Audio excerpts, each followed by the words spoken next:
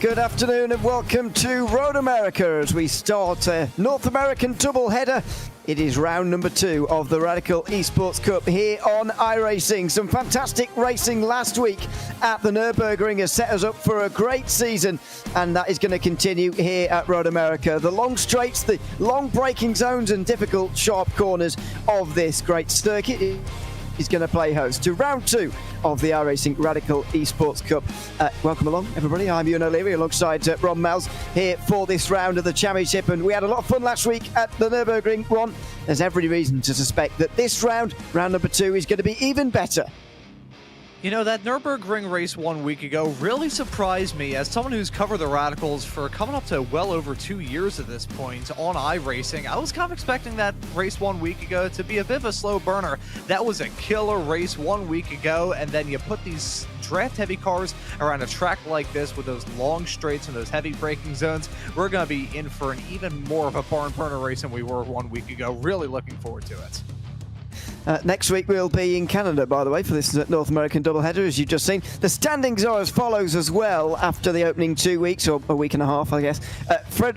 Andreas Fredriksson is leading the way by 15 points ahead of Christopher Yanakis, so we didn't see last week's race. We did see Fredrik in the last broadcasted race. However, Gullikson is third, just a few points ahead of George Gonzaga and Sully Rettinen, who Stro goes to the top as well. So a couple of improvements in lap times there going on with just about a minute and a half remaining in the session, but it's very early on to say anything about really about the standings, to be honest with you. And far more important is the qualifying session we've got going on right now. It looks like Andre Castro, who performed so well in our broadcasted race last week, has taken the best time, although there is a minute still to go.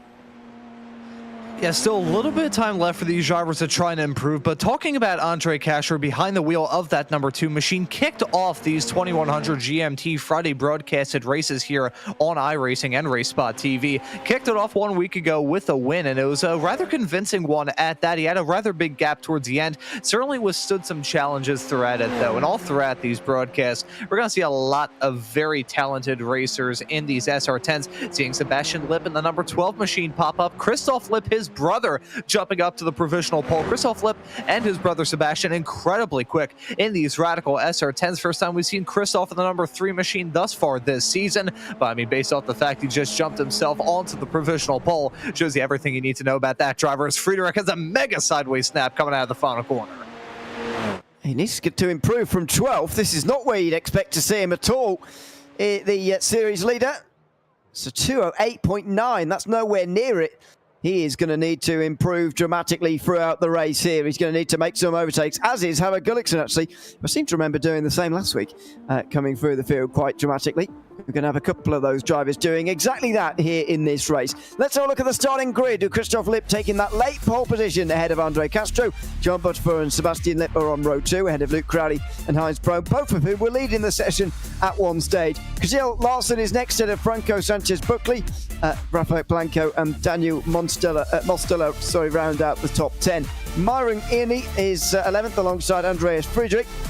In the 12th place, series leader Gordon Hogg and Mackenzie Roon are on the next row ahead of Cameron Dick and George Gonzaga. Kim-Andre Bjorklund 17th ahead of Mika Henrik Hulkkonen, with the field being rounded out by Roger Hooker and Howard Gullikson, the only of the 20 drivers not to set a time. Interesting call not to set a time. I suspect that was less by design and more by accident, as he couldn't get a lap in. It is one of those circuits where you can pick up off tracks relatively easily, and it is also one of those circuits where you need a very good launch off the line as well, because this run down in towards turn 1 is one of the longer ones on our calendar. One's comparable to this one. I suppose you'd have to go to Suzuka, maybe VIR as well, but other than that, this is one of the longest runs down towards turn 1 on the season. So let's see how they all get on as the lights come on and the lights go out here at Road America. We're racing in the Radicals, and already a bad start in the midfield there. It's already 3 and 4 wide as somebody gets off to a terribly slow start in the midfield. It looks like Daniel Mosteller who's dropping down the field and right to the back end of the field, in fact. Meanwhile, Christoph Lipp does get off to a good start. He's ahead of Andre Castro, John Butterfer next to Sebastian Lippmann, Luke Crowley, all inside the top 5, all single file as we get green flag racing for the first time. Large amount of heavy hitters at the north end of this field. And yes, it was Daniel Monsteller in the number 13 machine that had a really poor getaway. Super important in these SR10s, considering it is a standing start, to nail that jump off the line. Clearly did not work well for him at all. Side-by-side racing nearly coming to blows, involving Christoph Lipp and Andre Castro, and more contact. Crowley, and he's been smacked. Luke Crowley was put in front of the field and he's been smacked by someone as well. That is a disaster for Luke Crowley. Of course, Kim-Andre Bjorklund looks pretty badly beat up. Look at him there, he's in a cart, looks like that. He's losing his front bumper and his rear wing. That was a classic Turn 5 Road America incident. Yeah, that's exactly what it was. Side-by-side racing going horribly wrong, and considering you have that gravel trap on the outside and basically no runoff area on the inside for that matter, someone spins, you're going to be in for a world of trouble, especially if you're in the midfield. Quick little stack up heading off through 5, got to take 3 cars out of contention already. Still got 17 racers in this field, so we take a look to see that dreadful start from the number 13 machine. I mentioned earlier on, nailing the start is super important in these SR10s, and wheel spin can be super tricky as well, so we take a look and see that moment for Crowley. Loses it on the outside through the corner, and holy cow, that had to have been about 8 feet of air. Yeah, I think it was Bjorklund who made the contact. As you can see, he came to a stop. But yeah, Luke Crowley into the air. It seems that Mackenzie Room was involved somewhere as well, because he is out of the race as well. Meanwhile, Andre Castro is leading this race ahead of Christoph Lipp. It's going to be a battle at the front end of the field, and it looks like Lipp wants to maybe reduce the size of this group because he's pushing Castro down in towards turn number 1, and he's wide. That was a mistake from Christoph Lipp. The pole sitter has not only lost the lead, he's now lost second place as well to John Butterfoot. Yeah, and that's going to be a rather big mistake for Christoph Lipp. He's a very fast driver, don't get me wrong, and usually doesn't have a mistake like that, but the early stages of these races with cars where the braking is super, super tricky to try and get right, there's usually about a 5% window between overshooting the corner and locking up and ending up outside the racetrack. It's super tough heading down into turn number 1 around a track like this in these SR10s where they're entering that at just about terminal velocity. A big moment for Christoph Lipp as we take a look, slow motion replay at Luke Crowley nearly getting set off into low Earth orbit. So it wasn't Bjorklund who made the contact, it was somebody else. I guess connecting the dots might have been Mackenzie Roon. He's down on pit lane now and out the race, but I don't know that for sure. Certainly wasn't Bjorklund. He was involved in the outside somewhere else, but a disastrous start to the race for Crowley, who's still down on pit lane, unfortunately for him. Havok Gullikson benefited from all that, by the way. He's up to 13th place now, after starting from the very back end of the field. 3rd place in the driver's standings right now. And top of the standings, Friedrich is into the top 10, so he's making that progress that we said he needed to throughout this race. Up into Canada corner, and it's single file for the leaders, a leading group actually that is still pretty large at the end of lap number 2. Yeah, one thing to raise about these SR10s running around a track like this, a draft is usually going to keep them vacuum sealed together. You got the top 6 covered by about 2 seconds. And even going back to Franco Sanchez, a veteran of this series, who found himself in P7 at the moment, just barely a second over the gap between himself and Rafa Blanco. So pretty close at the north end of this field. These drivers have probably hit the stage of the race, though, where they're starting to think about saving up their stuff. They want to be there at the end of these races. The tires on these SR10s usually rather hard, so they won't have to worry about tire saving too much, but just super important not to throw everything that you've got at the fence in the early stages. Otherwise, come time for the end, you're just going to get chewed up and spat out by your competitors. Lap 3, and Andre Castro continues to lead. He's going to have a look down the inside though, John Butterfoot, just trying to gain the place in towards turn 5, but no, not this time round. Christoph Lipp will be next involved, and then Sebastian Lipp side by side, looked like briefly there with Heinz Brohn. Not really. Oh, trouble in the background. Maren Ian is to the outside of the corner and has got into contact. Might have been with Kjell Larsen in the 9 car. Ian is certainly affected, and side by side actually between Larsen and Gonzaga. That shows you everything you need to know about where it's happened from. It's in the battle for 9th place, and it's all kicked off as a result. Larsen's dropping down the field again. Well, we'll have a look at some replays in a few moments' time, because there's all sorts of positional changing going on there, and a lot of things to look at. Here's the first of them. Yep, it was contact between Kendall Larson and another driver getting involved in that. That I believe was George Gonzaga getting a piece of that action as well. Then it wasn't over for Larson yet. Heading down into turn number 6, I think there may have been a moment with himself and his teammate of Harvard Gullickson. Let's see, through turn number 7 right there. Looked like he got away with it, but he has dropped back a little bit. Currently finds himself in P16, so things have not gone well for him. Yeah, it was just after, I think on the braking zone at turn 8, there was something that happened there. There was all sorts of positions changing, and as you say, Larson is now 16th, which is a lot further than where he was when we were looking at him there in the battle for 9th place. So we will try and get to the bottom of that before the end of the race. Meanwhile, side by side, no, a little look from Heinz Brunn there in 5th. And there's the second group on the road. That's where it all came from. George Gonzaga's got away because of the issues as well. So now Cameron Dick is the one on the defence, and it's Myron Ianey trying to get through inside line. Well, it looked at a stage like that could be quite squeaky, but he's got it done through turn 1. And look at Hulkonen trying to follow through as well. What a good start from him, by the way. He's nearly worked his way through the half of the field here. In towards turn 3, that's nearly contact. Hulkonen's not going to have a very good run, and Mosteller is going to be looking at a way through. Meanwhile, at the top of your screen, Christoph Lipp involved in a battle, and have a look at this. Side by side in towards turn 5. Botchford holds on, and they've got to be wary that Andre Castro could get away if they fight too hard.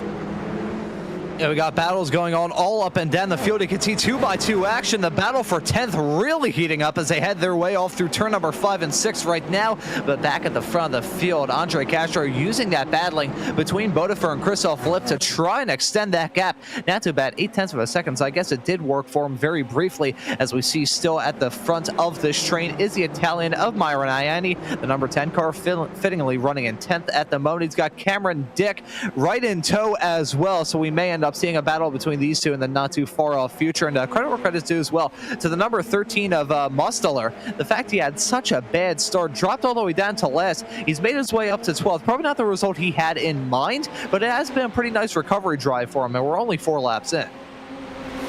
Meanwhile, here comes Cameron Dick on the inside. He's going to be back through again here for 10th into Canada corner. It's not a straight, obviously, as you can see, but it is a flat-out section that really behaves the same. So Cameron Dick does get back through again, and that's pretty much where they started the lap a couple of minutes ago. Meanwhile, Sebastian Lipp's got off through the final corner, and you can see it there with his speed off of the turn. Something has got on there. He was running in 4th place. It's created a bit of a sizable gap in the group, actually, as well, if you look at the gap from 3rd to 4th. That's where Sebastian Lipp was, and now he is no longer, because he's made that mistake through the final turn.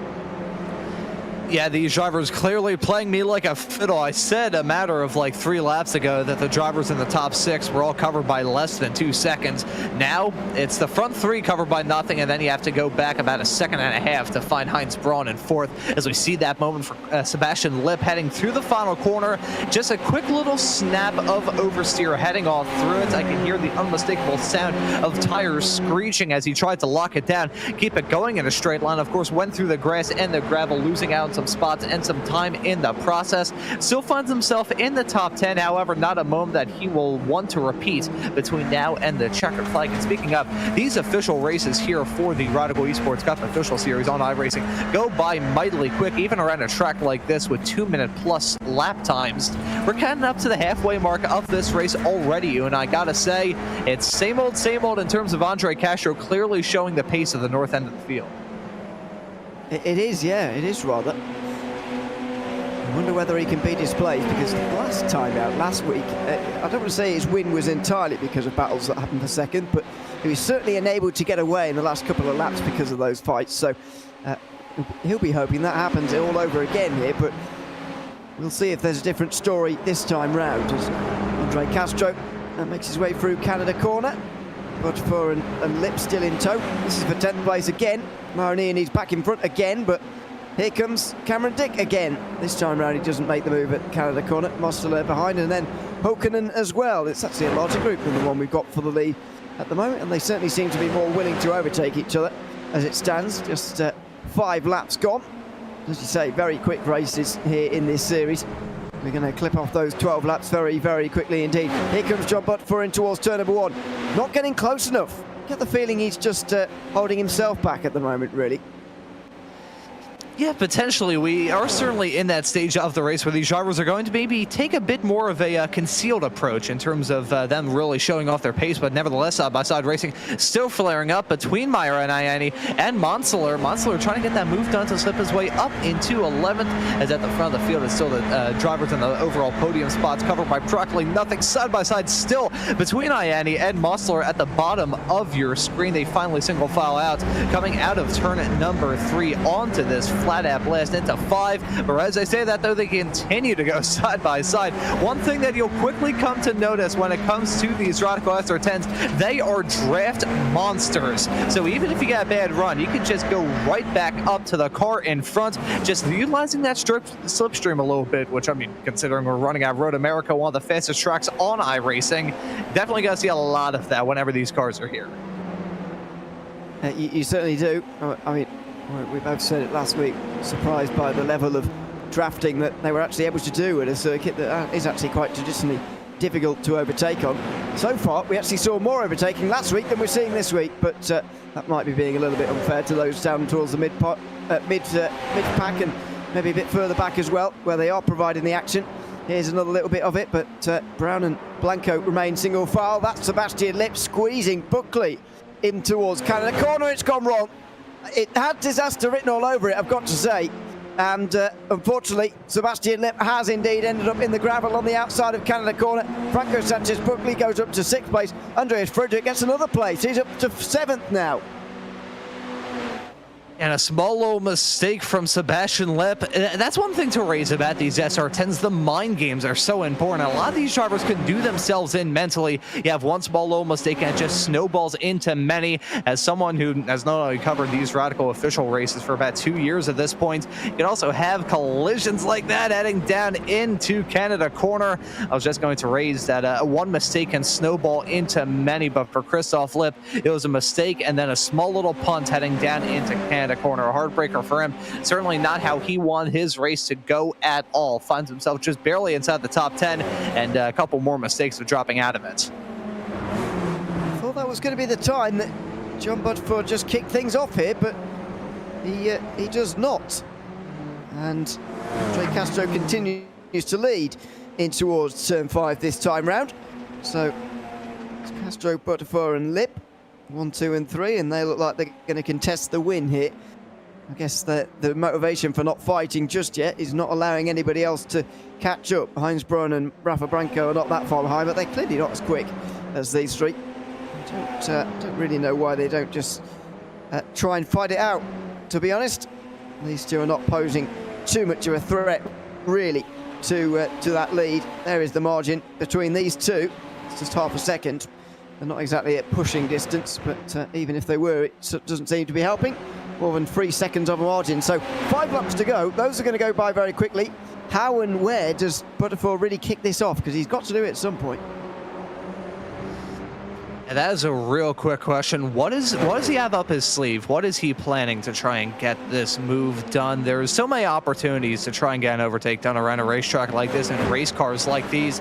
Pretty much any single real heavy braking zone right at the end of a long flat out blast can be a good overtaking opportunity. Turn 1, turn 5, and Canada corner definitely being the big ones that these drivers are going to look to try and use. Is John Bodeford going to try and use at the front of the field to get a move done on Andre Castro heading down into turn at number 1? I think Bodeford may have just gotten that move done out of a shot. Could just barely see them side by side hanging down that start finish straightaway. It's not a unfamiliar sight though, as the battle for 8th flaring up between the two inner teammates of Sebastian Lipp and George Gonzaga. They get through there cleanly with Lipp slipping his way up into P8, but Bodeford getting that move done to jump in front of Andre Castro and take the lead.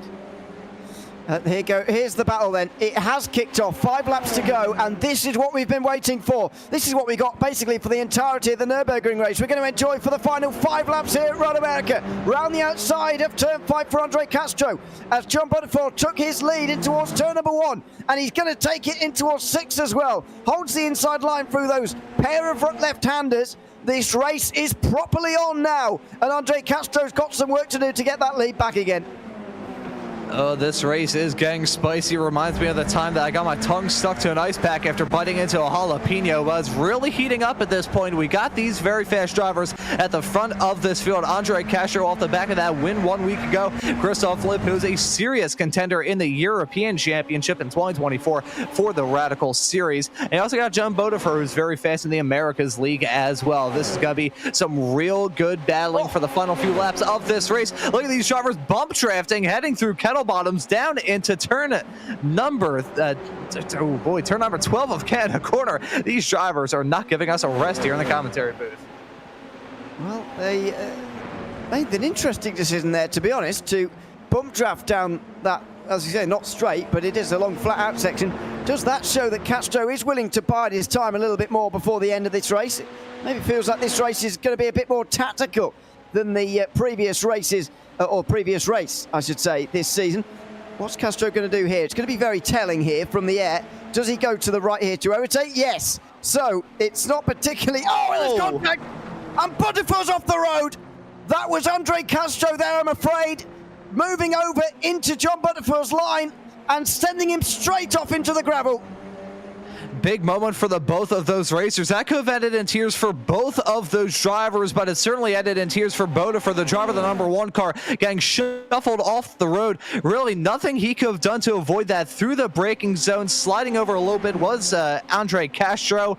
That's a tough moment for Bodefer. I think Andre Castro definitely holds on to a bit of blame as a result of all of that. About 145 miles an hour those cars were, though, heading off into turn number 1. As much as it ended terribly for Bodefer, it could have ended bad for Castro as well. That was a sizable whack. And I'm curious if there's any sort of damage on the side of that number 2 Radical SR10. These cars, as much as they can draft really good, they're aero sensitive. Any sort of tweak to that front splitter or to the side of these cars can cause them to either lose a lot of speed through the corners or make it seem like they're dragging an anchor through asphalt down the straightaways. So that may have been a big moment, not only for John Bodefer, who had a ride of a lifetime down into turn number 1, that may have been a game changer for Castro as well. It's such a small bit of contact, isn't it? But for me, that is all on Andre Castro. Just come over a little bit too far there on John Bodefer, and he's sent him off the road in towards turn 1. It's a real shame. Bodefer was a big contender for this race. Unfortunately, he's going to be left to scrap it out for 5th now with Franco Sanchez-Buckley and Andreas Friedrich as well, the series leader, who's actually done a decent job of making up places here today. Out the final corner, Castro bit compromised this time round, and now it's the turn of Christoph Lipp to show us what he's going to do, and Rafa Franco is going to show us what he can do on the bottom of your screen as well. We could get to double side-by-side here in our 2 camera shots if we're not careful. Here we go. Lipp deciding not to go for it this time round, and Blanco the same. That's surprising. I would have thought at least one of them would have tried something, but no. Maybe Christoph Lipp is going to wait for the end of the race now. There's only 2 drivers in this front group. They can be a bit more tactical now that it's just head-to-head. I was really waiting for the 2 drivers, well, the 4 drivers that we have in both of our camera shots to go side by side heading down into turn number 1, and for me to say, give me a case of that double vision, but clearly that was not going to happen. These drivers have reached the stage of the race where I think they are starting to take it a little bit more careful. These cars and this track have had complete evolution ever since the drop of the green flag, and these drivers are also a lot more comfortable with their race cars and their driving skills as well. One thing to raise about this series, it is a fixed setup series, so all these drivers have the same setup on their race car. It's just the way their driving styles adapt to it is huge to follow all throughout the season, from racetrack to racetrack, tight and twisty to open and flat out. It can make a huge difference from one week to another how these races go. But getting back to the point I was raising, we've reached the stage of the race where these drivers are super comfortable and super confident in the way they are driving. So I think we're going to see these drivers maybe be a bit more methodical compared to the earlier stages of the race where they were just throwing haymakers at each other.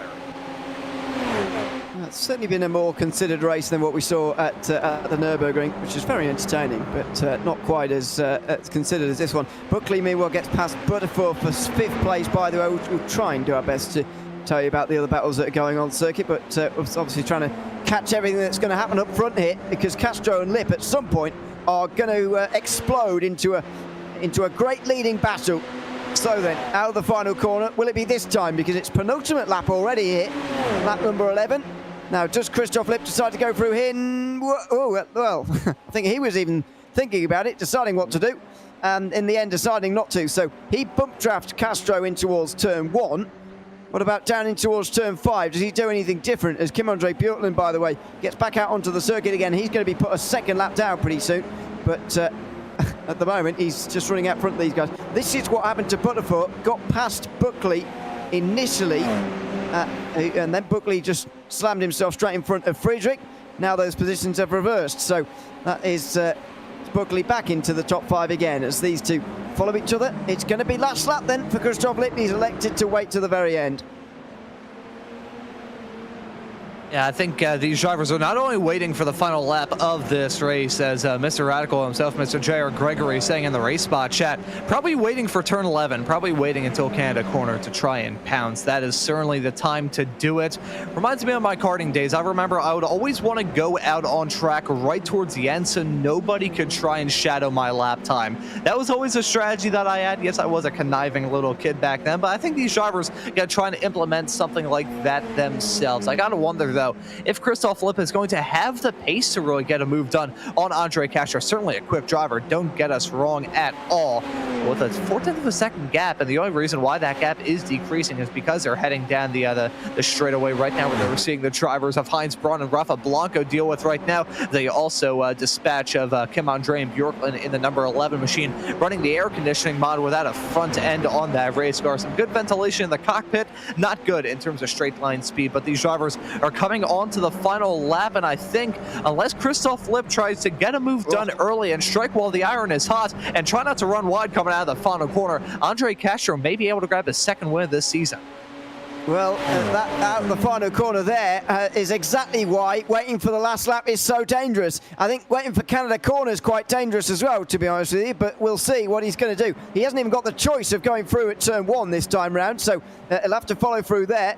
Bronze continues ahead of Blanco. They seem to be a single file where they are. Butterfoot versus Buckley is going to end with Buckley off the road by the looks of it and dropping down the field.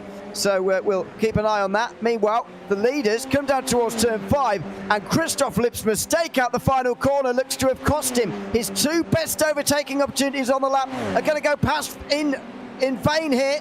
And Christoph Lipp has a look, he can't get through. Wow, he's thrown away his best 2 chances.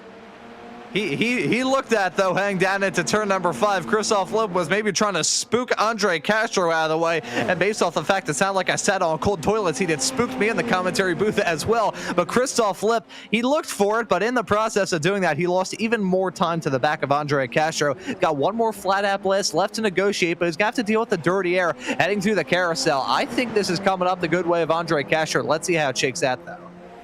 I think you're right. This is going to be really difficult for Christoph Lipp, although he has got a good run out the carousel. You can see him already gaining time, and you can see Castro weaving around to try and just alleviate that a little bit as well. So another half-tenth gain there. Here comes Christoph Lipp in the slipstream. It's going to have to be something special into Canada corner if he's going to take this, and he's coming up very quickly now. And the outside, inside. Where's he going to go for this? Whoa! Oh, he's gone down the inside. He's barged through. Christoph Lipp at the very final moments. He's barged through on the inside line at Canada corner, and he looks like he's going to take this race win. Andre Castro thought he had him covered. He covered the best 2 overtaking chances on the lap, but he didn't cover the 3rd one. And Christoph Lipp goes through on the inside line. He's coming up towards the line with half a second in hand. The checker flag waves, and Christoph Lipp is going to win here at Road America ahead of Andre Castro. Denied the double as he won last week at the Nürburgring. He smashes Christoph Lipp in a mixture of frustration, I think, and resignation as well. Christoph Lipp is our race winner at Road America with a dramatic late pass.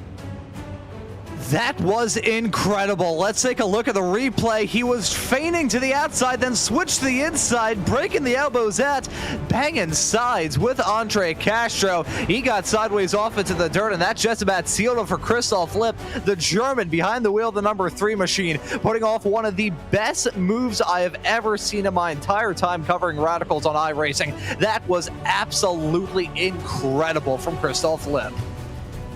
What a great move, and what a great win from Christoph Lipp ahead of Andre Castro. They're 1 and 2 ahead of Heinz Braun, who gets the podium. Rafa Blanco didn't actually put up much resistance for that, rather weirdly. John Butterfoot ended up winning that battle for 5th place instead of Andres Friedrich, who at least gained places in the race. Franco Sanchez Brookley finishes 7th in the photo finish with George Gonzaga, Sebastian Lipp and Daniel Musteler round out the top 10. Musteler gaining places after a bad start, of course. Cameron Dick finishes 11th ahead of Gordon Haag with Havard Gullikson in that 13th place. Mika Henrik Hooken just in behind him, as well as Maronini, who seemed to get a black flag on that last lap, by the way. Roger Hooker, last driver on the lead lap with Cordero Larson 1 lap down. Kim Andre Bjorkland finished with a lot of damage on, as we saw. Luke Crowley, Mackenzie Roon finished many laps down in the end. But what a fantastic move that was. And you can hardly blame him. Castro may be a little bit frustrated at the contact that was made. I'm not entirely sure. I think it was a perfectly legitimate move. And to be fair to Lipp as well, Castro actually left a car's whip on the inside line, almost invitingly, into Canada corner that last time around. I mean, I'm going to be honest, even if some people see that move as being a little bit dirty there from Christoph Lipp, I guess it's kind of the way the universe works in an odd way. After that moment between Andre Castro and John Bodefer heading down into turn number 1 a few laps before then, I guess the universe assigned to pay its debt off and give the win to Christoph Lipp. That was some brilliant racing, though, regardless. And even though these drivers may not be too happy with each other at the end of it all, I think there's some beef going on at the present moment. That was still an absolutely brilliant race and an incredible finish to boot as well. That move from Christoph Lipp, regardless of how you slice it, that was absolutely fantastic. Licking the stamp and sending it. If that was a phrase that was in the Oxford English Language Dictionary, they would have a replay of that move to try and provide a definition for it. Awesome stuff from Lipp. And hopefully they'll have their differences hashed out by next week, of course, when we visit Canadian Tire Motorsports Park in 1 week's time. That's 2 weeks' time in Suzuka, by the way, on the 13th of April.